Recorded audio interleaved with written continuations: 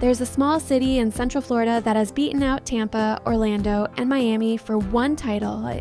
The most people are moving there than almost anywhere else in the entire country. Not once, not twice, 3 times in the last 4 years. It's not a beach town. It's not famous. Most Americans couldn't find it on a map, and it's just one stop on a much bigger story.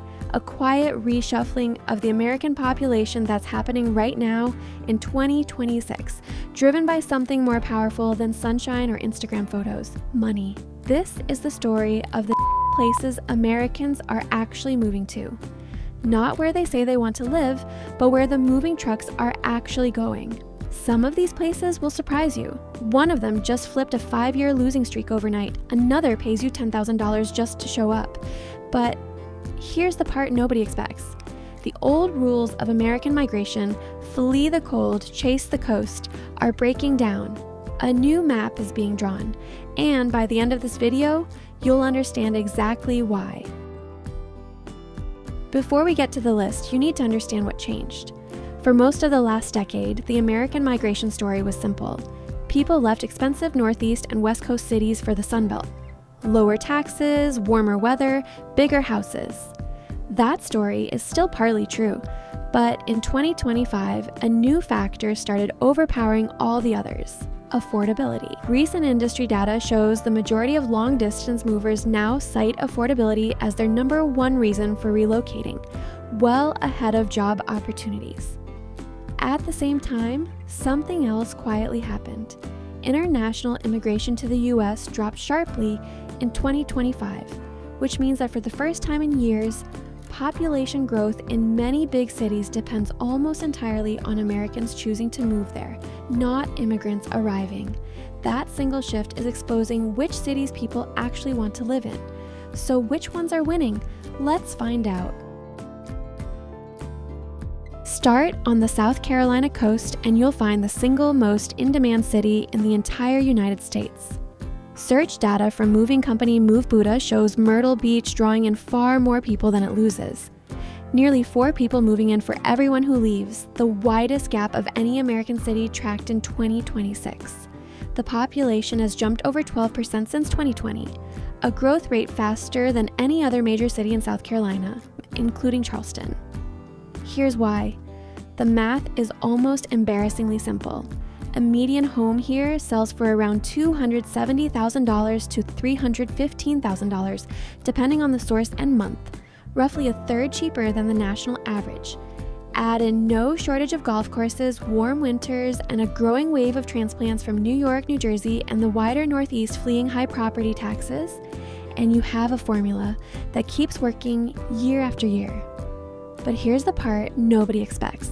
Even with all that demand, home prices in Myrtle Beach have actually been falling, down roughly 3 to 5% year over year in early 2026. More people are arriving, but builders kept building, and inventory has piled up faster than buyers can absorb it. It's a rare case of a boomtown becoming a buyer's market at the same time. And that's where everything changed for how we think about hot real estate markets. Growing fast doesn't always mean getting more expensive. The human impact is visible in the age numbers. The median age here is over 47, nearly a decade older than the US average. This is increasingly a retirees' town built around leisure, healthcare access, and slower mornings. Imagine waking up 2 blocks from the Atlantic every day for less than the price of a starter home in Denver. That's the pitch. The trade-off: a poverty rate close to 19% and a job market that leans heavily on tourism and hospitality, meaning wages here often lag behind the national median. Myrtle Beach isn't glamorous, but it might be the single clearest proof point in America that affordability, not aspiration, is what's actually moving people these days. This is the city from our cold open, and it deserves the spotlight. Ocala just claimed the title of the #1 growth city in the entire United States, according to U-Haul's Growth Index, which tracks over 2.5 million one-way truck rentals a year. It's Ocala's 3rd time at the top in 4 years. Why here, of all places? Ocala sits about 60 miles inland from Florida's coastline, and that single fact changes everything. While coastal Florida cities battle skyrocketing insurance premiums driven by hurricane risk, Ocala's inland position keeps it in a lower wind and storm surge risk category. Well-built new homes here can secure insurance for a fraction of what coastal Floridians pay, at a time when the state's average homeowner's insurance bill is projected to approach $8,500 in 2026, the highest in the nation. Add a median home price sitting roughly 30% below the national average, and you get a city absorbing more than 300 new residents a week, according to regional tracking data. But here's the hidden downside. Ocala's median household income barely clears $50,000 in many estimates, while the living wage needed to cover basic costs for a single adult is estimated at over $21 an hour, well above Florida's minimum wage. Many of the people actually buying homes here aren't locals climbing the ladder. They're retirees and remote workers bringing outside money in, which pushes prices up faster than local wages can keep pace. There is also a climate irony worth sitting with. Ocala is projected to see a dramatic rise in dangerously hot days over the next 3 decades. Even as people flee the coast partly to escape hurricanes, they're moving into a zone forecasters expect to get significantly hotter. Would you trade hurricane risk for extreme heat risk? For hundreds of thousands of new Floridians, that's exactly the bet they're making. A decade ago, Tulsa was a city people were leaving. Then it tried something almost nobody else had. It started paying strangers to move there. The Tulsa Remote Program offers qualifying remote workers a $10,000 grant to relocate. It sounds like a gimmick. It isn't. Independent economic analysis found that early program members earned an average income over $104,000 a year, and nearly 90% held a bachelor's degree, a direct infusion of highly educated, high-earning residents into a city that was struggling to keep its own graduates from leaving. But here's the part nobody expects. The core city of Tulsa itself is barely growing, under 0.5% a year, according to recent estimates. The real boom is happening at the metro level, where the broader Tulsa region has been adding roughly 1% a year, year after year, quietly pushing the metro population past 800,000. Why the disconnect? Locals on regional forums have pointed out that the Tulsa remote wave has been so concentrated in downtown and midtown neighborhoods that it's actually distorting housing prices in those specific pockets, even while the city's overall population barely moves. It's growth you can see on a certain block, but not always in the citywide statistics. What's undeniable is the transformation of the built environment. The Gathering Place, a sprawling riverfront park redevelopment, and a revitalized Brady Arts District anchored by the Philbrook Museum and the Woody Guthrie Center have given Tulsa something rare for a mid-sized Oklahoma city, genuine cultural cachet. Combine that with housing costs well below the national median, and Tulsa has built a livability pitch that doesn't rely on palm trees or beaches at all. Imagine getting paid to move somewhere. It sounds too good to be true. And for a city that was losing residents a decade ago, it's proof that sometimes the right incentive really can rewrite a place's story. If you asked moving companies to name the single most in-demand destination for 2026, several of them didn't say Miami, didn't say Austin, they said Knoxville. A widely cited moving industry study projected Knoxville as the #1 place Americans would move to this year. The reasons stack neatly on top of each other. Tennessee has no state income tax. The University of Tennessee anchors a steady stream of students, faculty and staff demand, and the city sits at the doorstep of the Great Smoky Mountains, some of the most visited national park land in the country. Median home prices here run roughly $320,000 to $400,000 depending on the data source, noticeably cheaper than fast-growing Sunbelt cities like Austin or Nashville, just 90 minutes down the interstate. But there was one major problem. Growth this fast strains what a mid-sized city was built for. Local housing officials have openly acknowledged that the wave of new residents is squeezing rental supply, and that even as home values rise, which helps existing owners, it's making the city less accessible for lower income residents already living there. It's the classic boomtown tension. The same growth that enriches homeowners can push out renters. Knoxville's flood risk is also real. Roughly 15% of properties carry meaningful flood exposure, a detail easy to overlook amid all the Mountain View real estate listings. Still, for a city that spent decades in Nashville's shadow, Knoxville, Tennessee is having a genuine moment, proof that sometimes the second biggest city in a state can quietly outperform the first. Along the North Carolina coast sits a small port city that keeps showing up near the very top of every major migration ranking in the country.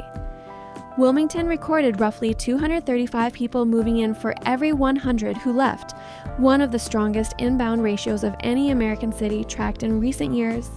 North Carolina as a whole has become one of the fastest growing states in the country, adding well over 100,000 net new residents through domestic migration alone in a single recent year, enough to put it in the national top 3 alongside Texas and Florida. State demographers have pointed to a specific pattern: younger newcomers arriving for higher education, military postings, and entry-level jobs drawn in by relatively affordable housing and easy access to nature. Wilmington captures that appeal almost perfectly. A walkable historic downtown, a working river port, easy beach access, and prices that, while rising, still undercut much of coastal Florida and the Carolinas' bigger cities like Charleston. But here's the hidden downside nobody puts on the postcard. North Carolina's own state demographer has warned that population growth is now outpacing revenue and public service capacity in several fast-growing counties, meaning schools, roads, and local budgets are straining to keep up with exactly the kind of growth Wilmington is celebrating. There's also a seasonal reality. Wilmington's economy leans heavily on tourism and hospitality, meaning the quiet, charming small city on your Instagram feed transforms into a very different, very congested place every single summer. Still, for the sheer volume of Americans voting with their moving trucks, few small cities on the entire eastern seaboard are pulling harder than Wilmington right now. We end with the single largest migration story in the country by sheer scale, the Dallas-Fort Worth Metroplex, which U-Haul ranked the #1 growth metro area in the entire United States for 2025. Texas added more new residents through domestic migration than any other state in the nation in the most recent year, well over 200,000 people on a net basis. But the way that growth is spreading across the Metroplex tells a much more specific story than Texas is booming. Census Bureau analysis of the region found that the city of Dallas itself grew by less than 2% between 2020 and 2025. Fort Worth did better, growing nearly 12%. But the real explosion happened on the metro's outer edge. The region gained roughly 270,000 residents through net domestic migration alone over 5 years, nearly 40% more than any other metro area in the country, and most of it concentrated in outer suburbs far from either downtown. One town in particular tells the whole story. Salina, Texas, roughly 40 miles north of downtown Dallas, was the single fastest growing city in America in 2025, nearly quadrupling in population in just 5 years, from farmland into a sprawling suburb almost overnight. But here's the hidden cost of growth at this speed. Explosive exurban expansion means new schools, water systems, and roads have to be built essentially from scratch, often faster than local governments can plan for them. And Dallas itself, the actual urban core, is being outpaced by its own suburbs so dramatically that moving to Dallas today usually means moving to a town most Americans have never heard of, 45 minutes outside it. That's the real story of American migration in 2026 in miniature. It's rarely about the big-name city on the map. It's about the quiet, unglamorous, dramatically cheaper place just beyond it, the one nobody's heard of yet until the moving trucks arrive. A retiree chasing a warm, affordable coastline in Myrtle Beach, a remote worker taking $10,000 to start over in Tulsa, a family in Minneapolis discovering that stability itself has quietly become a luxury, a 20-something in Fort Collins choosing mountains over money. What connects them isn't geography. It's a single, quiet recalculation happening in millions of American households at once, that where you can afford to live and where you actually want to live might finally be moving closer together, just not in the places anyone expected 5 years ago. Sometimes the most extraordinary places in America aren't the ones everyone's talking about. They're the ones the moving trucks found first.